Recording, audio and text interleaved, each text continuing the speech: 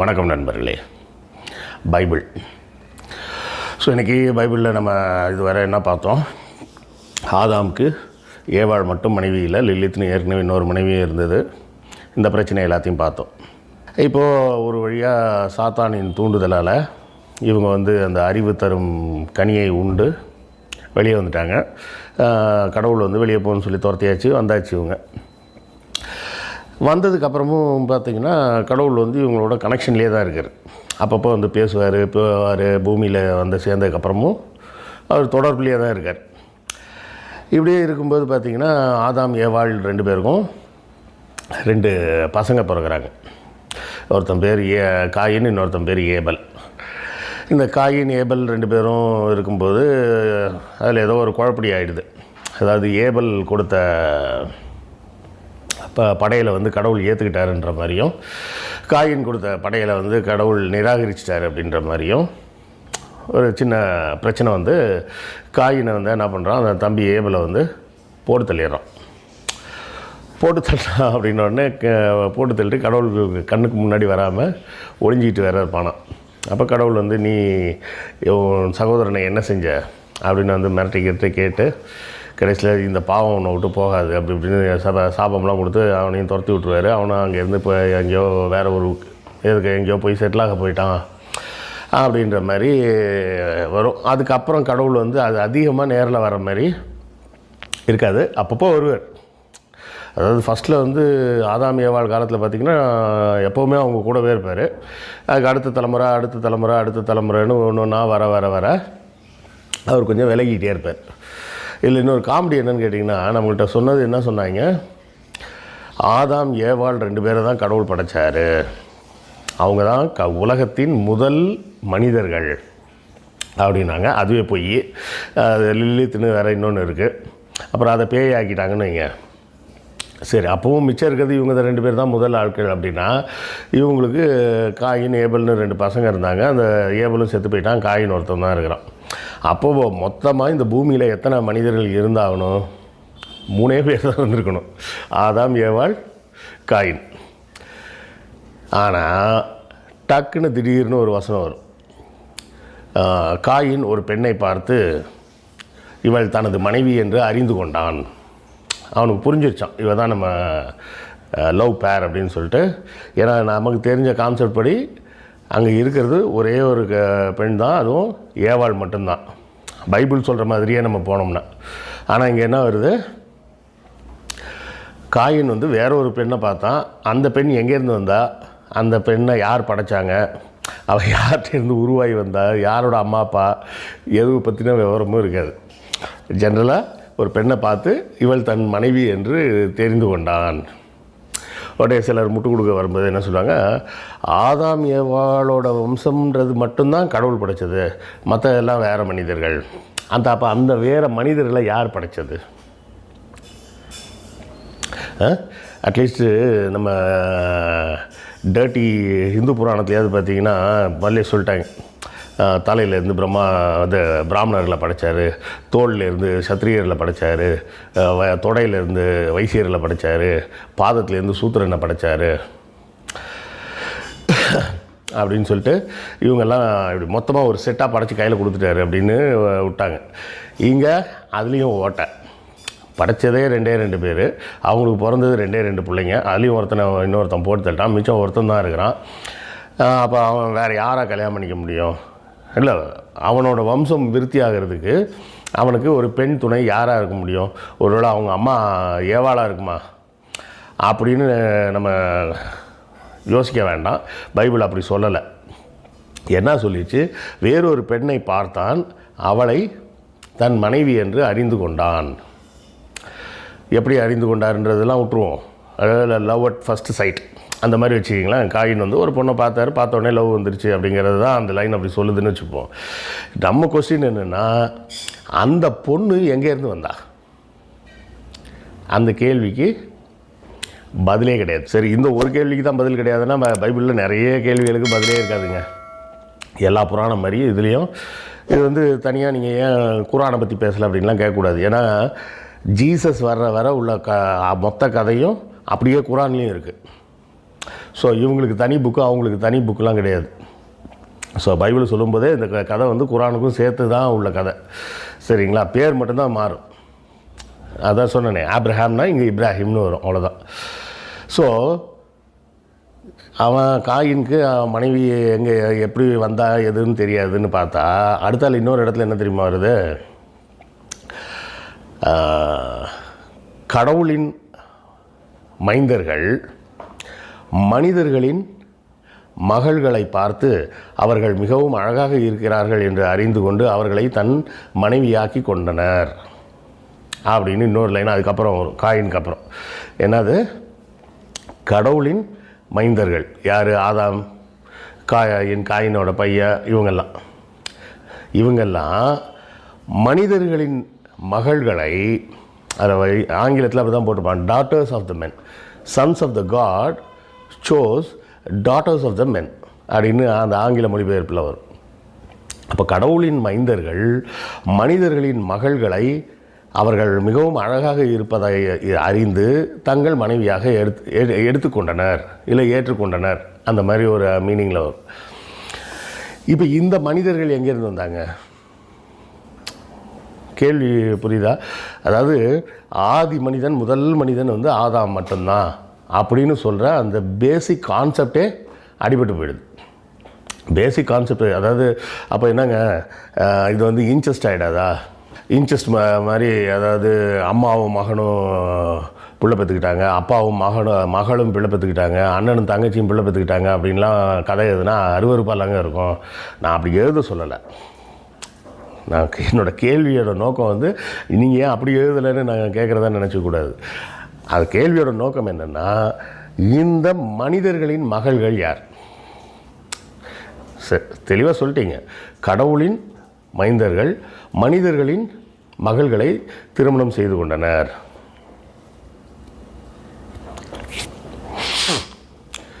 அப்படின்னு வருது. அப்போ இந்த மனிதர்கள் யார்? இந்த கேள்விக்கெல்லாம் பதில் யார் சொல்கிறாங்கன்னு பார்த்தீங்கன்னா, ஜெர்மனில் ஒருத்தர் இருக்கிறார். இப்போ இல்லை, நான் சொல்கிறது, அவர் வந்து நான் பிறக்கிறதுக்கு முன்னாடியே புக்கெலாம் எழுதிட்டாருன்னு வச்சிங்களேன். 67 வந்து நிறைய புக் எழுதியிருக்கிறார். அவர் பேர் வந்து எரிக் வான் டெய்னிக்கன் அப்படின்னு பேர், ஜெர்மன் நாட்டுக்காரர். அவர் ஒரு 5-6 புக் எழுதியிருக்கிறார். அவரோட கான்செப்டே என்னென்னா, கடவுள்னு நீங்கள் நினைக்கிறது வந்து கடவுளே கிடையாது, அவங்களாம் ஏலியன்ஸ். எப்படி சூப்பரா? அதுவும் ஒரு ஏலியன் 2 ஏலியன்லாம் கிடையாதான். ஒரு ஏலியன் வந்து என்ன பண்ணாரா, அரேபியா பக்கம் போயிட்டார். இன்னொரு ஏலியன் வந்து எங்கே போயிட்டார், ஈஜிப்ட் பக்கம் போயிட்டார். இப்படி ஆளாளுக்கு ஒவ்வொரு பக்கம் போயிட்டு அவங்க தங்களை போலவே, அதாவது வேற ஒரு கிரகம் பூமி இருக்குதான், அங்கே இதே மாதிரி சைனாக்கார மாதிரியா ஆளுங்க இருக்கிறாங்க, ஆப்பிரிக்காக்கார மாதிரி இருக்காங்க. இது சூப்பர். இது இருக்கையிலே உலக உருட்டலாக இருக்கா? அதே மாதிரி ஐரோப்பியர்கள், ஆப்பிரிக்கர்கள், இந்த மாதிரி பலவிதமான இனங்களில் இருந்த விஞ்ஞானிகள்லாம் ஒரு ராக்கெட்டில் ஏறி இங்கே வந்து இங்கே இருந்த குரங்கு கூட தங்களுடைய மரபணுவை சேர்த்து இப்போ இருக்கிற மனிதர்களை உருவாக்குனாங்க. அதைத்தான் வந்து எல்லாரும் கடவுள் மனிதனை தன்னை போலவே படைத்தார்னு எல்லா மதங்களும் சொல்கிறதோட காரணம் இதுதாங்க அப்படின்னு ஒரு பெரிய ரேஞ்சில் உருட்டியிருப்பார். அவர் உருட்டினது இப்போல்லாம் இல்லை, 1967 உருட்ட ஆரம்பிச்சிட்டாருன்னு வைங்களேன். 1-2 இல்லை, கிட்டத்தட்ட ஒரு 5-6 புத்தகம் எழுதியிருக்காரு. த சேரியட்ஸ் ஆஃப் காட், அது இதுன்னு. என்னென்னா இவங்கெல்லாம் என்ன பண்ணாங்களாம், வந்து இது மாதிரி உருவாக்கி மனிதர்களை விடுறாங்களாம். விட்டுட்டு என்ன பண்ணுவாங்க, ஏன் அப்போ கடவுளே வந்து மனிதர்களை அழிக்கிறார்? இது மறுபடியும் பைபிளில் அப்படிலாம் நிறைய இடத்துல வருதில்ல, கடவுள் வந்து மனிதர்கள் மேல் கோபம் கொண்டு அழித்து விட்டார் அப்படின்னு. அதுக்கு அவர் என்ன தெரியுமா சொல்கிறார், ஒரு சயின்டிஸ்ட் வந்து ஒரு எக்ஸ்பெரிமெண்ட் பண்ணுறாருங்க. அவர் வந்து அந்த எக்ஸ்பெரிமெண்ட்டை வந்து ஒரு லேபில் வச்சு எல்லாம் பண்ணிகிட்டு இருக்கிறார், ஒரு ட்ரேயில். அவர் எதிர்பார்த்த ரிசல்ட் வரலன்னா என்னங்க பண்ணுவார், அதை எடுத்து அப்படியே வாஷ் மிஷினில் கொட்டி க்ளீன் பண்ணுவார். க்ளீன் பண்ணிட்டு மறுபடியும் எக்ஸசைஸ் ஆரம்பிப்பார்ல. அது மாதிரி தான் கடவுள்.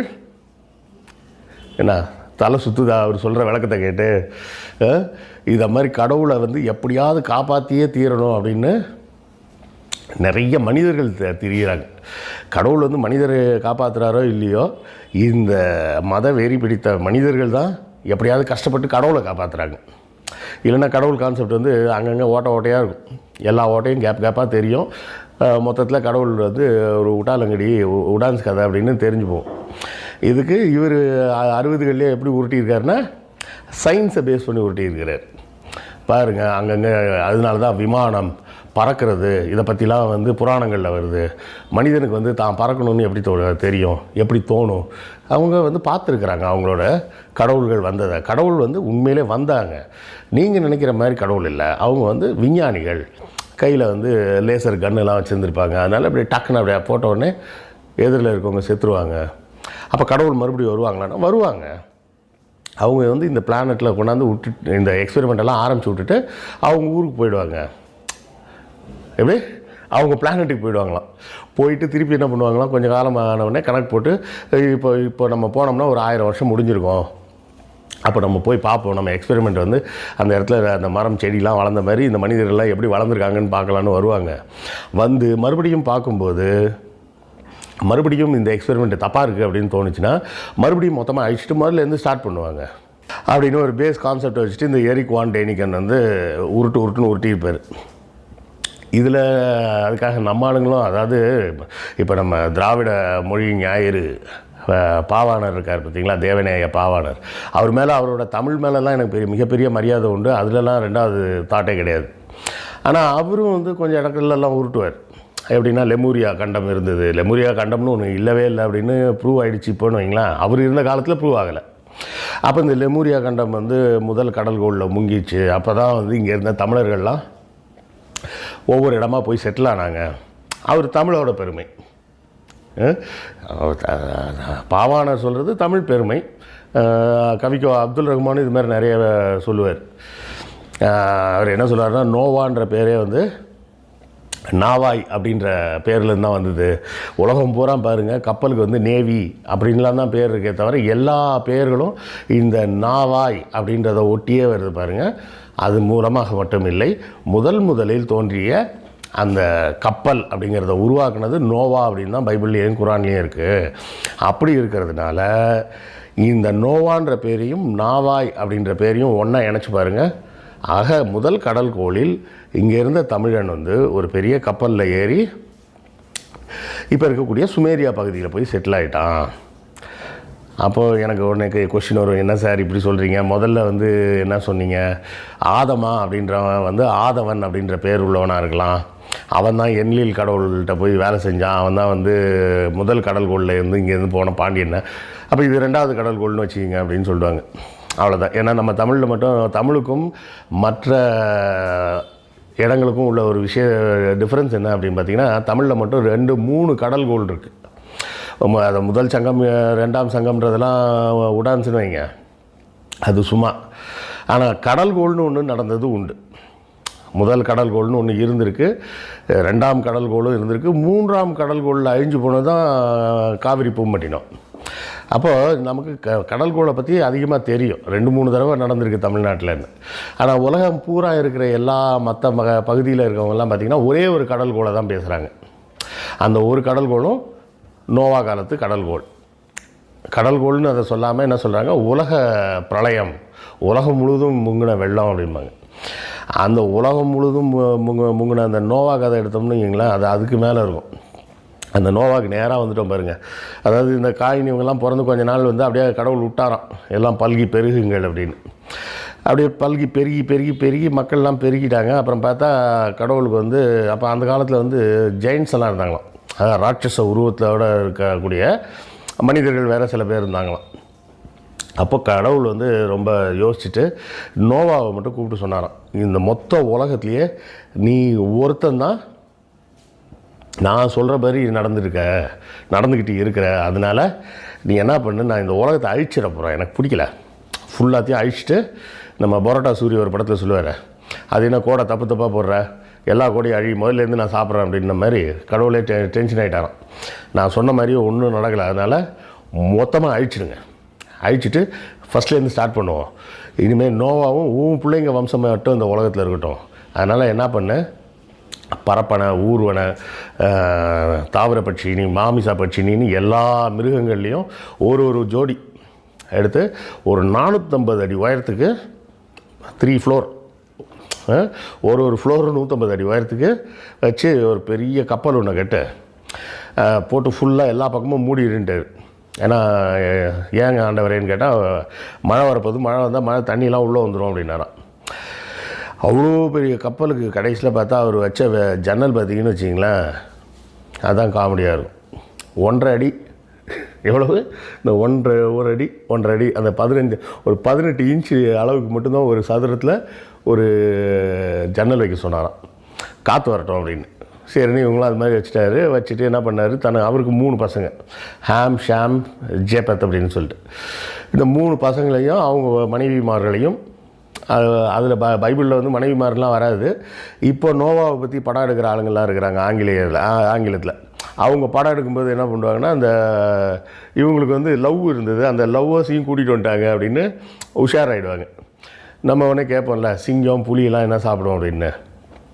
அது பைபிளில் வந்து சொல்லியிருக்கிறது என்ன சொல்லியிருக்கு, சிங்கம் புலிக்கெல்லாம் ஆடு தான் சாப்பிட கொடுத்தாங்க அப்படின்னு போட்டிருக்கு. அது அந்த 40 நாள் மலைக்கு எப்படி அதெல்லாம் பத்துச்சுன்னு தெரியல. அந்த ஆடெல்லாம் தனியாக கொண்டு போகணும், அப்புறம் அந்த ஆட்டுக்கு புல் எடுத்துன்னு போகணும், இப்படிலாம் இருக்குது. இப்போ புதுசாக எடுக்கக்கூடிய அந்த ரசல் குரோ நடித்து ஒரு படம் வந்திருக்குங்க, நோவான்னு. நல்ல மேக்கிங் நல்லாயிருக்கும் பார்க்குறதுக்கு, அவ்வளோதான். அதில் பார்த்தீங்கன்னா அவர் சொல்லுவார், சிங்கம் புலி எல்லாமே ஆதி காலத்தில் பூனையாக இருந்தது தான். எப்படி உருட்டுறது, அங்கேயும் உருட்டுற வேலை தானே. சிங்கம் புலியெல்லாம் ஆதி காலத்தில் பூனையாக இருந்தது தான், அதனால் அது பால் குடிக்கும் அப்படின்னு எல்லாம் சிங்கம் புலி கரடி எல்லாத்துக்கும் பால் வச்சுருவார். பால் வச்சுட்டு அப்புறம் என்ன பண்ணுவார்னா, ஒரு தூபம் போட்டோடனே எல்லாம் தூங்கிருச்சு அப்படின்ட்டு இந்த படத்தில் எடுத்துருவாங்க. அதாவது ஹைபர்னேஷன் நம்ம சொல்கிறோம் பார்த்தீங்களா, அதை பனிக்கரடின்னு சொல்லுவோமே, போலார் பியர். அது வந்து என்ன பண்ணுமா, 6 மாதம் தூங்கிடும், அப்புறமா 6 மாதம் கழிச்சு மறுபடியும் எழுந்திரிச்சு நடமாடும் அப்படின்னு சொல்லுவாங்க. ஹைபர்னேஷன் சொல்லி அது ஒரு பயாலஜிக்கல் ப்ராசஸ்.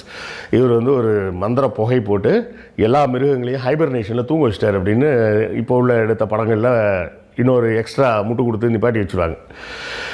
சரி, அதை கூட ஒத்துப்போம், அப்படி கூட பண்ணாருன்னு. என்னோடய ஒரே ஒரு கொஸ்டின், அவ்வளோ மழை தண்ணி எங்கேருந்து வந்துச்சு? மழை எங்கேருந்து வருது?